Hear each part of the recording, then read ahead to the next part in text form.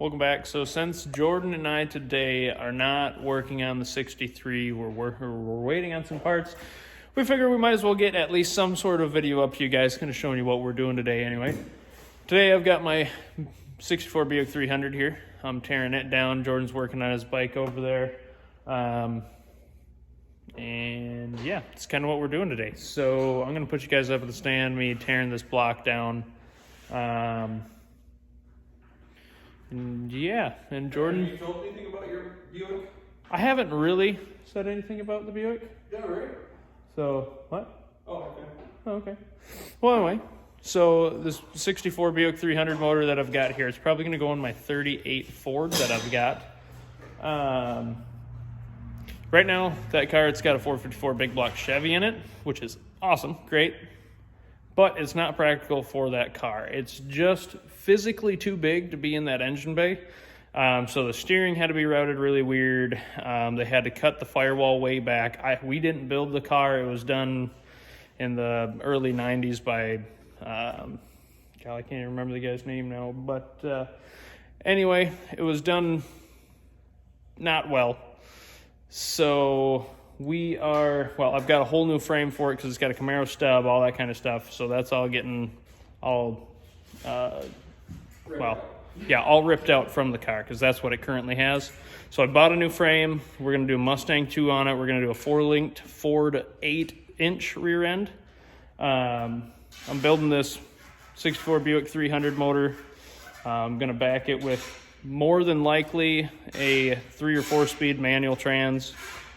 Shift on the floor.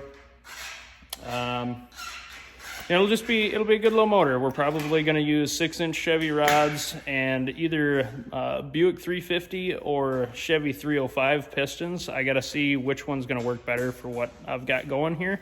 And then I'm probably going to have the heads worked over as well. But hey, Christian, do you want to explain why the nailhead Buick into the Ford? Oh, okay. So, well, this isn't actually a nailhead. These are just a nailhead look-alike. The nailheads were the 364s, 401s, 425s, all that kind of stuff. This is the little brother to the nailhead. They were built the same time period, and they made the valve covers and everything look like it's a nailhead. They've got the upright, flat valve covers on them and stuff. But the reason I'm going with this motor versus like just putting a small block Chevy or something like that in it is because this is more 60s era build. Well, a nailhead would be proper, but since this is kind of a nailhead look-alike, that's what I want to go with. It's physically a lot smaller than the big nailheads. Jordan's throwing things at me, so that's why we're going to go with this motor versus like a small block Chevy or even a big nailhead, because I would love a big nailhead in there, and we'll see what happens. Maybe this engine doesn't get put in the 38 and I end up going with like a 401 or something. But size was a big issue though. Yeah, too. Size is the main contributing factor on why that big block Chevy is coming out of there and why a smaller engine like this 300 is going in the car.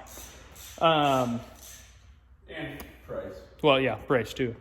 A lot of people are going to say, why not just LS or, Yeah, some well, other... realistically speaking, I'm going to have just as much money in this motor as I probably will, like, if I wanted to LS swap it or something. For engine, transmission, drive shaft, yada, yada. I mean, it's going to be, kind of a horse apiece, as Jordan would say. But, yeah, so I'm just kind of taking this thing apart right now, inspecting. I got to measure up the piston pin height and all that kind of stuff to see what a 6-inch Chevy rod will work the best on. But yeah, we'll kind of go over all that stuff, and yeah, it's kind of awesome. And I really wanted to do a 60 years build on that 38, so I think this is going to be what's going to go in there. But I'll put you guys up on a stand. We can tear this thing down together. And it's already been a nightmare. I've already started kind of taking it apart before starting taking video here. And it took me like, probably 45 minutes to get this one piston out? Yeah. So noisy at that. Yeah, very noisy, because I've been just beating the crap out of it trying to get the stuff out because it's very, very seized. But anyway, like I said, throw you guys up on a stand and get to it.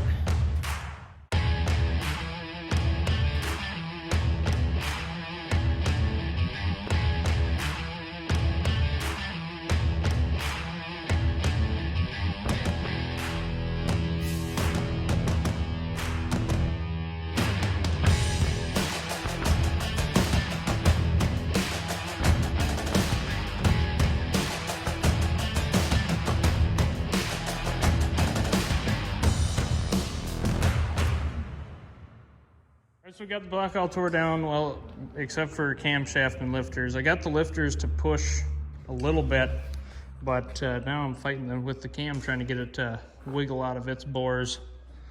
Elijah's here to help. Sure. Yeah, help.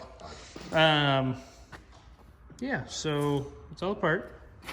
Cranks out. All this junk up here. Looks pretty good. Definitely usable. You know, we can just slam her back together, right? You could if you stopped being a pain. I said it was good. Yeah, we all agreed. We're just gonna put everything back together and run it now.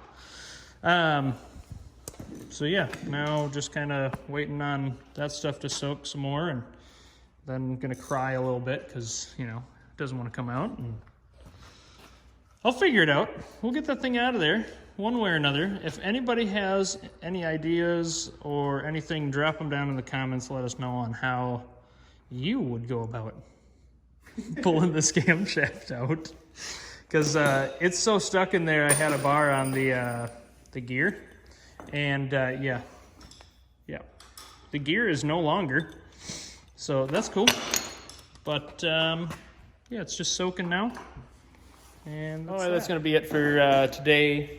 Oh, you're so lazy. Yeah, I know. Well, that's all I'm doing on this thing today. So I'm probably gonna clean up some parts and stuff, but y'all probably don't want to watch any of that.